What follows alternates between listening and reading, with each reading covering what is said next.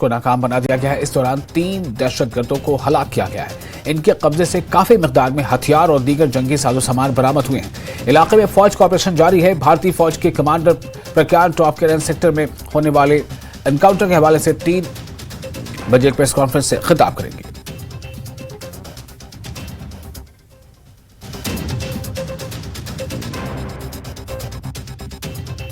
नाजरीन, आप देख रहे हैं न्यूज़ 18। मैं हूं आपका मेजबान याहिया सुल्तान। नाजरीन, कुपवाड़ा जिले में लाइन ऑफ कंट्रोल के नजदीक आबाद इलाके करना सेक्टर में फौज ने दरअंदाजी की एक बड़ी कोशिश को नाकाम बना दिया। फौजी जराया के मुताबिक दरअंदाजों का एक ग्रुप इस पार आने की कोशिश कर रहा था तो फौज ने फौरी तौर पर उन्हें ललकारा। उन्होंने फौज पे फायरिंग की। जवाबी कार्रवाई में 3 दरअंदाज मारे गए हैं। और इसी पहाड़ी के जहां पर इस वक्त हम मौजूद हैं, इस पहाड़ी के दामन में जो है इस वक्त फौज और मिलिटेंटों के दरमियान इनकाउंटर जारी है। वक्फे से फायरिंग का तबादला भी जारी है। फौज ने इस पूरे जंगलाती इलाके को जो है मुहासरे में ले रखा है और बड़े पैमाने पर छुपे बैठे मिलिटेंटों की तलाश जारी है। मारे गए मिलिटेंटों के कब्जे से भारी मिकदार में असला बारूद भी बरामद किया गया है। फौज को शुबा है कि इलाके में अभी भी कई मिलिटेंट जो है छुपे हैं। ताहम फौज ने इस पूरे जंगलाती इलाके को जो है मुहासरे में ले रखा है और बड़े पैमाने पर तलाशी कार्रवाई शुरू की है। फौज ने मजीद टुकड़ियां जो है वो इस इलाके में रवाना की हैं ताकि छुपे बैठे मिलिटेंट फरार होने में कामयाब न हो सके, क्योंकि पिछले कई रोज से जम्मू कश्मीर के मुख्तलिफ मुकामात पर फौज और मिलिटेंटों के दरमियान इनकाउंटर जारी है जिसमें कई मिलिटेंट आज तक मारे गए हैं। क्योंकि जो ही हालात ठीक हो जाते हैं तो पाकिस्तान हमेशा इस तरह की हरकतें करता है ताकि यहां पर तकरीबी कार्रवाइयां अंजाम दे सकें। लेकिन लाइन ऑफ कंट्रोल पे फौज अलर्ट है, वो किसी भी चैलेंज से निपटने के लिए तैयार है। और इसी की कड़ी के बतौर आज जो ही दरअंदाज इस पार आने की कोशिश कर रहे थे तो वहां पर अलर्ट फौजियों ने उन्हें ललकारा और जवाबी कार्रवाई में अभी तक 3 मिलिटेंट मारे गए हैं। उनके कब्जे से भारी मिकदार में असला बारूद भी बरामद किया गया है। और आज 3 बजे जो है इस पर फौज की जानिब से एक मीडिया ब्रीफिंग भी होगी जिसमें यह खदखाल सामने आ जाएगा कि दरअंदाज कितने थे, कितने कुल मिलाकर जो है मारे गए और उनके कब्जे से क्या क्या मिला। वो 3 बजे जो है फौज मीडिया ब्रीफिंग देगी, उसमें तमाम जावियों पर जो है नजर होगी। नेटवर्क 18 के लिए लाइन ऑफ कंट्रोल के कुपवाड़ा जिले से मैं याहिया सुल्तान। और रेजिमेंटल सेंटर के लिए काबिल फख्र लम्हा है, यानी JAKRIF रेजिमेंटल सेंटर के लिए काबिल फख्र लम्हा है। General Upendra Dwivedi PVSM AVSM COS ने मरकज का दौरा किया। उन्होंने रेजिमेंटल ट्रेनिंग और इंफ्रास्ट्रक्चर के मसाइल पर तफसीली जानकारी हासिल की। उन्होंने फौजियों के साथ भी बातचीत की और इन्हें आला तरबियाती मायात की तारीफ की।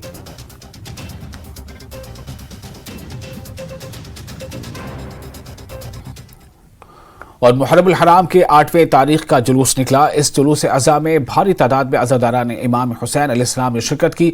8वें मुहर्रम का एक बड़ा जुलूस गुरु बाजार के रिवायती रास्ते से श्रीनगर के डलगेट तक निकाला गया। अज़ादारों ने नौहाखानी और सीनाकोबी करके शोहदाए करबला की अजीम कुर्बानी को याद करके मातम किया और इन्हें खराज अक़ीदत पेश किया। अज़ादारों का कहना है कि जुलूस अज़ा बरामद करने का मकसद करबला को दुनिया तक पहुँचाना है, यानी करबला के पैगाम को दुनिया तक पहुँचाना है ताकि दुनिया को पता चल सके कि आज से 1400 बरस कबल मैदान करबला में आले रसूल सल्लल्लाहु अलैहि वसल्लम पर किस तरह मसाइब ढाए गए। उनका कहना था कि करबला हमें सिखाती है कि हक और बातिल में किस तरह फ़र्क किया जाए और इमाम हुसैन अलैहिस्सलाम की शहादत से बयान करती है कि आप कितने भी मुश्किलात में हों, बातिल के सामने अपना सिर नहीं झुकाना।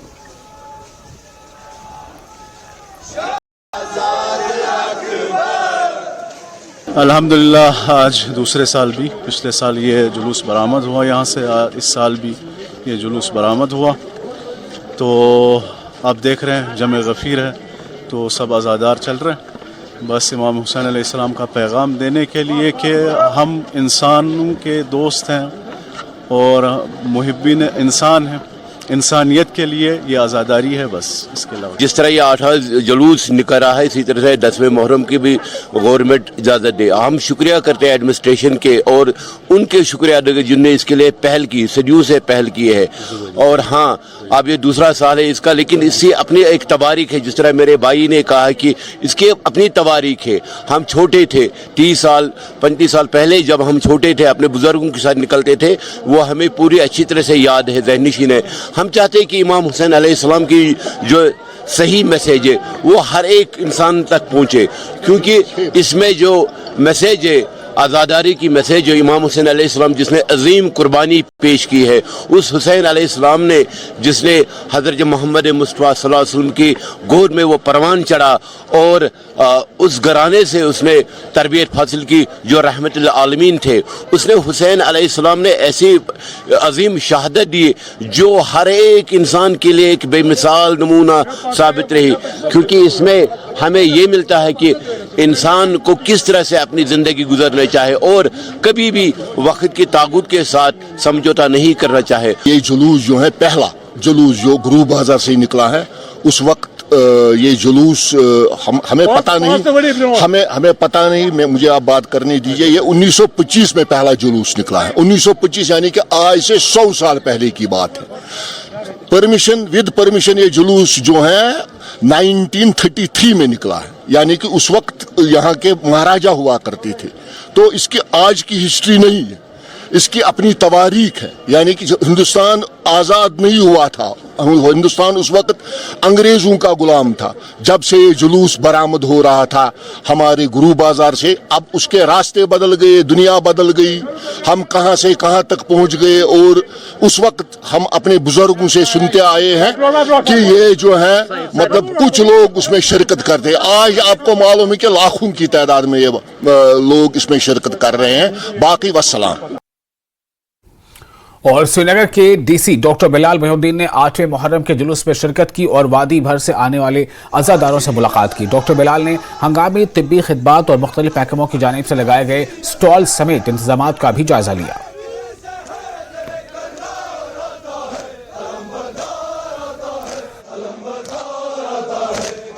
डीसी डॉक्टर बिलाल मोहिउद्दीन मजीद बात करते हैं उनसे। डॉक्टर साहब, किस तरीके से तैयारियां चली, किस तरीके से? काफ़ी ज़्यादा चैलेंजिंग रहा होगा, यहाँ से अमरनाथ यात्रा भी चल रही है। मुझे लगता है हमारा काम ही है मैनेज करना, so we are doing it. और पिछले साल जैसे हुआ था उसको ऑनरेबल अलजी साहब ने जो डायरेक्शंस दी थी कि दैट इस साल और बेहतर तरीके से मैनेज कर देना चाहिए।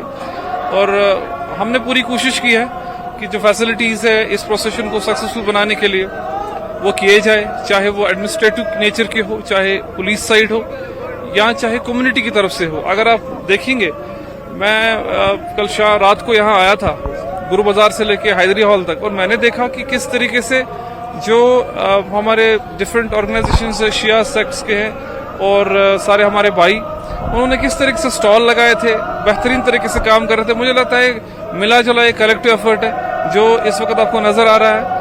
I think this is a big success. और इंशाल्लाह जिस तरीके से सब लोग इस चीज प्रोसेशन को इस पार्टिसिपेट कर रहे हैं और जो जज्बा है, मुझे लगता है it's something which will carry forward. And और जिस तरीके से हम लोग इस प्रोसेशन में डूज एंड डोंट्स रखते हैं और किस कम्युनिटी ने किस तरीके से उसका अडहेर किया है उन डायरेक्शंस को, ये भी एक सराहनीय वाली बात है। Thank you.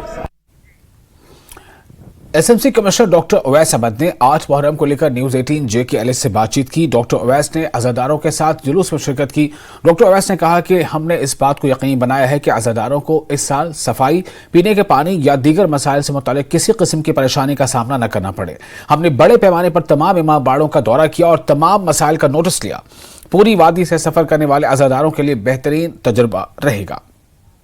हमारे साथ जुड़े हुए इस वक्त एसएमसी के कमिश्नर डॉक्टर उवैस मोहम्मद, बात करते हैं उनसे।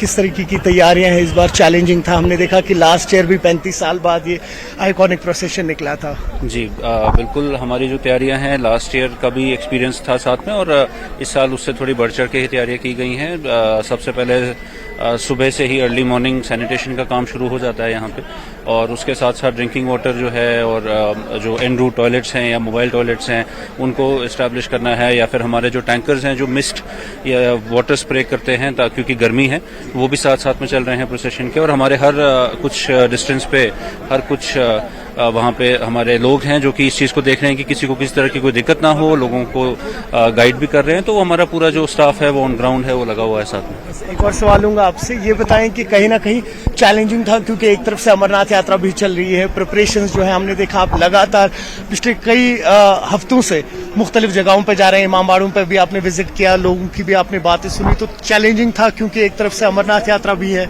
चैलेंजिंग में नहीं कहूँगा, लेकिन हाँ प्लानिंग करनी पड़ती है इसके लिए, और काफ़ी एक्सटेंसिव प्लानिंग रहती है।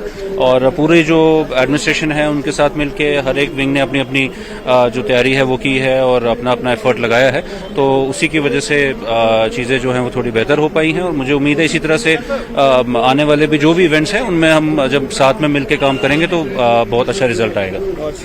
सुना आपने, ये थे SMC commissioner doctor Mohammad Uvais. कहना यही है, तैयारियां जो है इस बार हमने ग्रास रूट लेवल की भले वो सैनिटेशन की हो या कोई भी फैसिलिटीज हो, वो इस बार हमने काफी माइन्यूट तरीके पे उन पे काम किया ताकि आजादारों का जो एक्सपीरियंस है ये बिल्कुल उम्दा रहे।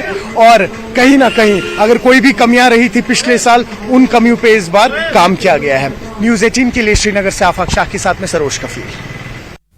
समाजी व सियासी कारकुन और करगिल डेमोक्रेटिक अलायंस के बुनियादी रुकन सज्जाद करगिली ने श्रीनगर में 8 मुहर्रम के जुलूस में शिरकत की। सज्जाद करगिली ने कहा कि इंतजामिया ने जिस तरह से इस जुलूस के लिए हर मिनट की जरूरत का ख्याल रखा है, ये काबिल सताइश है। किरण रिजिजू ने भी कल एक जुलूस में शिरकत की थी। हमें उम्मीद है कि इंतजामिया हमें 10वें मुहर्रम को आबी गुजर जर्डिबल के रवायती रास्ते से निकालने की इजाजत देगी। न्यूज़ 18 JKLH के साथ इस वक्त जुड़े हुए हैं सज्जाद करगिली, काफी प्रोमिनेंट लीडर रहे हैं। आपने देखा होगा आज 8 मुहर्रम का प्रोसेशन है और ये भी यहाँ पहुंचे हैं आजादारों के साथ। बात करते हैं इनसे। सज्जाद साहब, पहले मुझे ये बताइए कि 8वें मुहर्रम की जो प्रोसेशन रहता था हमेशा अनसर्टेनिटी रहती थी। हालांकि लास्ट ईयर हमने देखा कि कभी करीबन 3 दशक के बाद 3 डेकेड्स के बाद प्रोसेशन चला। इस बार भी थोड़ी सी अनसर्टेनिटी थी, लेकिन एन मौके पे परमिशन दी गई है। किस तरीके से देख रहे हैं सारा आप? सबसे पहले तो मैं उन तमाम अज़ादारों का जिन्होंने इतने सालों से, पिछली 3 दिहाइयों से ज़हमतें बर्दाश्त की, ये वही जगह है जहाँ पे लोग टीयर शेल्स बर्दाश्त करते थे, लाठियाँ बर्दाश्त करते थे वो जवान, और फिर इस आज़ादारी को बदस्तूर उन्होंने जारी रखा, कायम व दायम रखा। उन तमाम लोगों को खिराज पेश करना चाहता हूँ। उसके साथ साथ जो मौजूदा इंतज़ामिया है, लेफ्टिनेंट गवर्नर जनाब मनोज सिन्हा जी हैं और उनकी जो इंतजामिया है, सिक्योरिटी फोर्सेस के अराकीन हैं और जितने भी यहाँ पे सबीले लगाए हुए वॉलंटियर्स हैं, उन तमाम लोगों का शुक्रिया अदा करता हूँ, खासकर एडमिनिस्ट्रेशन का कि उन्होंने परमिशन दी। और मैं ये उम्मीद करूँगा कि न सिर्फ आज़ादारी 8 मुहर्रम और 10 मुहर्रम के जुलूस, बल्कि जो हम सुनते आ रहे हैं कि जामा मस्जिद में भी मुसलसल एक कदगन सी रहती है, नमाज जुमा को लेकर के, जुलूस मोहम्मदी को लेकर के भी एक लोगों का खदशा है, वो तमाम जुलूस भी बहाल होने चाहिए। अब जब सरकार का एक तरफ दावा है कि हमारे नॉर्मलसी आई है, तो वो नॉर्मलसी दिखनी चाहिए। वो कैसे दिखेगी?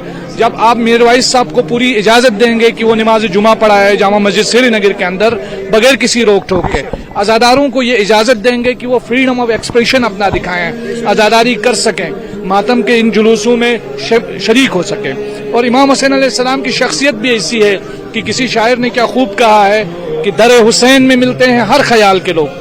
ये इत्तेहाद का मरकज है आदमी के लिए। कल लद्दाख में, करगिल में माइनॉरिटी अफेयर्स की जो मिनिस्टर हैं किरण रिजिजू, उन्होंने शिरकत की। एक अच्छा एक माहौल, मुझे लगता है इससे हमारे बीच में जो डिफरेंसेस हैं वो कम होंगी और बहुत ज़्यादा लोगों को समझने का मौका मिलेगा।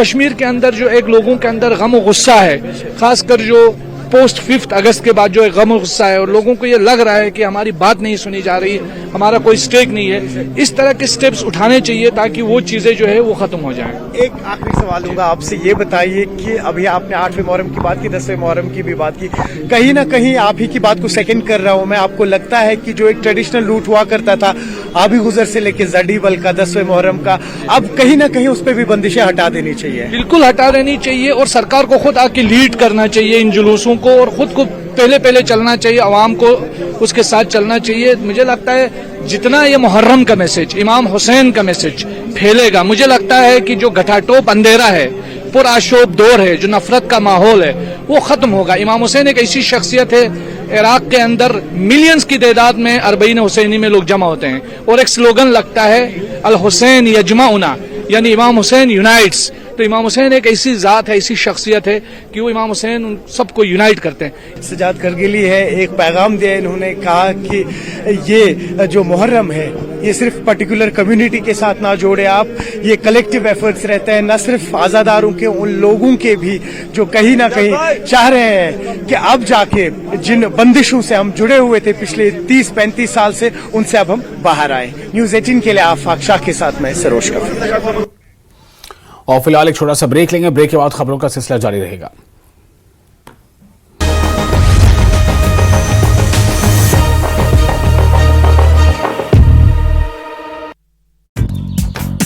मातमी हुसैन ने मजलिस की समीक्षा की, तुरस युद्ध स्मारक पर शहीदों को दी श्रद्धांजलि, साथ ही कई परियोजनाओं के पूरा करने का भी दिया आश्वासन। पीडीपी अध्यक्ष महबूबा मुफ्ती ने संसदीय चुनाव में मिली हार का आकलन करने के लिए बैठक का किया आयोजन। बैठक में पीडीपी के कई वरिष्ठ नेताओं ने लिया हिस्सा। डीपीएपी प्रमुख गुलाम नबी आजाद का केंद्र सरकार पर बड़ा हमला, कहा जो गलती हुई है वो ठीक करना चाहिए, ना कि बढ़ाई जानी चाहिए। ये दिल्ली या पौडीचेरी नहीं है, बॉर्डर स्टेट, चुनाव से पहले स्टेट।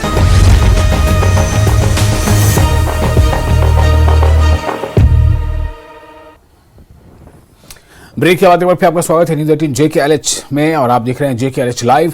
आपसी रंजिश की वजह से रियासी के कारुआ गांव में फायरिंग का वाकया पेश आया है। एक पड़ोसी ने दूसरे पड़ोसी पर झगड़े के दौरान गोली चला दी। इत्तलात के मुताबिक दोनों पड़ोसियों ने एक दूसरे पर गोलियों के साथ साथ तेजधार हथियारों से हमला कर दिया। इस गोलाबारी में तकरीबन 5 अफराद शदीद तौर पर जख्मी हुए हैं। 3 शदीद जख्मियों में से 2 को अमृतसर मुंतकिल किया गया है और एक का जम्मू GMC में इलाज चल रहा है।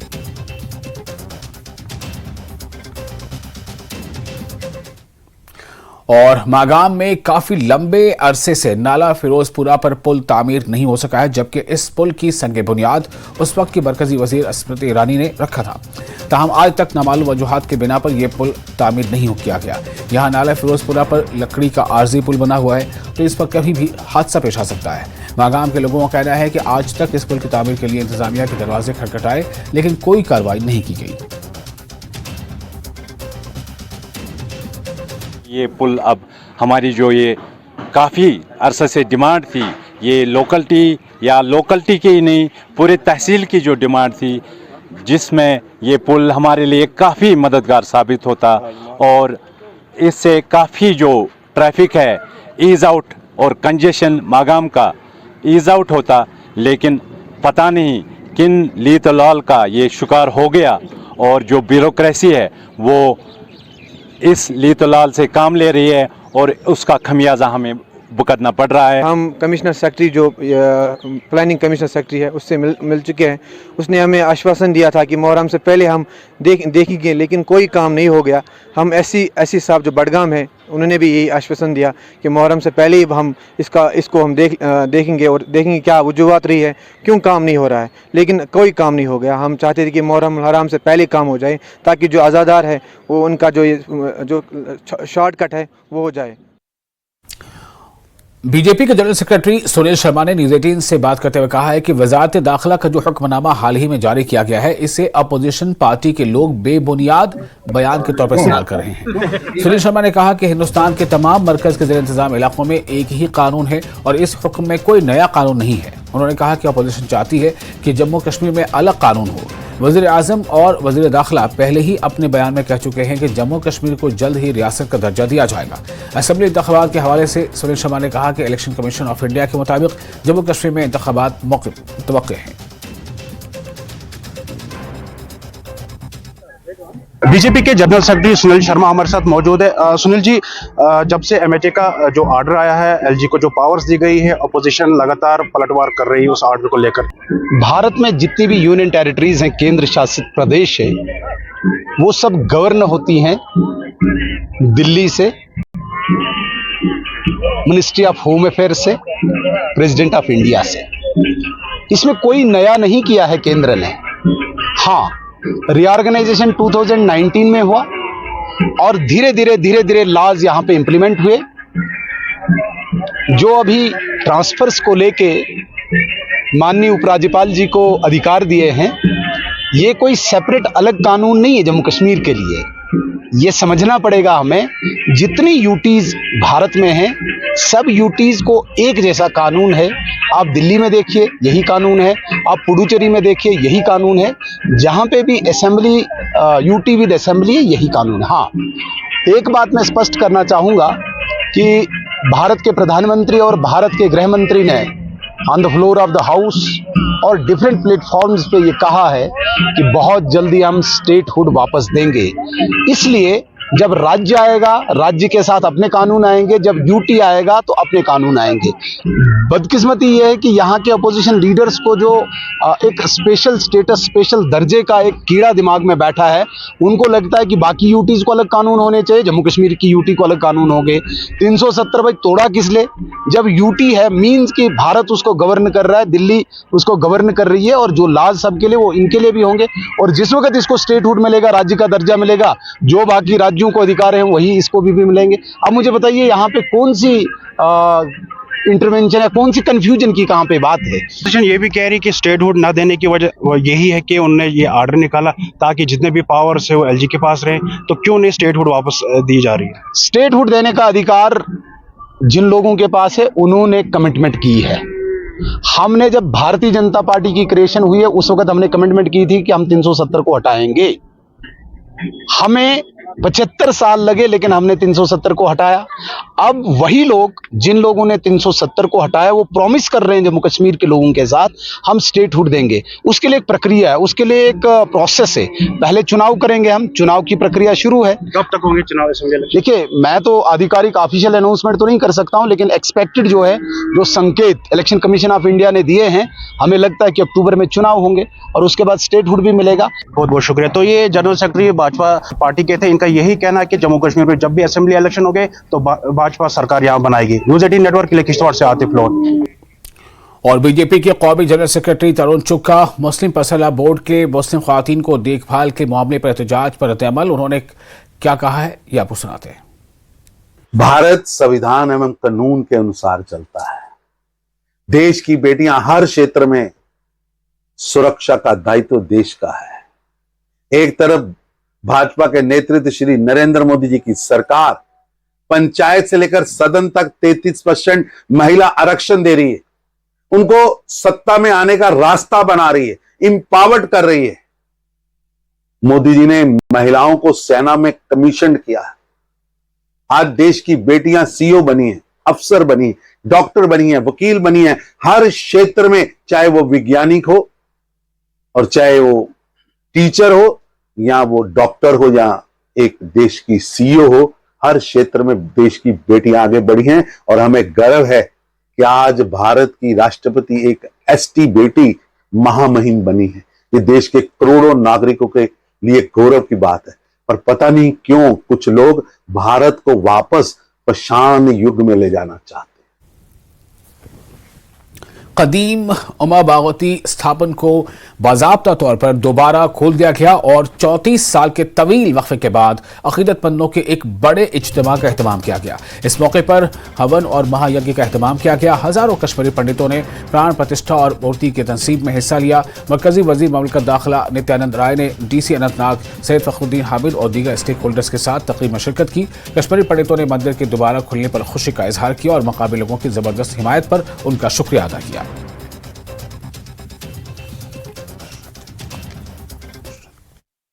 देखिए, बहुत खूबसूरत माहौल है। मुबारकबाद देता हूँ मैं पूरे सभी कश्मीरी हिंदू भाइयों को, कश्मीरी पंडित भाइयों को, इंक्लूडिंग हमारे मेजॉरिटी कम्युनिटी के जो भाई हैं, जो आप देख रहे हैं कितना खूबसूरती से पिछले 4-5 दिन से साथ साथ यहाँ पर चल रहे हैं। जो भी रिक्वायरमेंट थी उसके साथ में खड़े हैं। आज प्राण प्रतिष्ठा भी हो गई, माता की मूर्ति लगी। 34 साल के बाद फिर से एक बार हवन हो गया।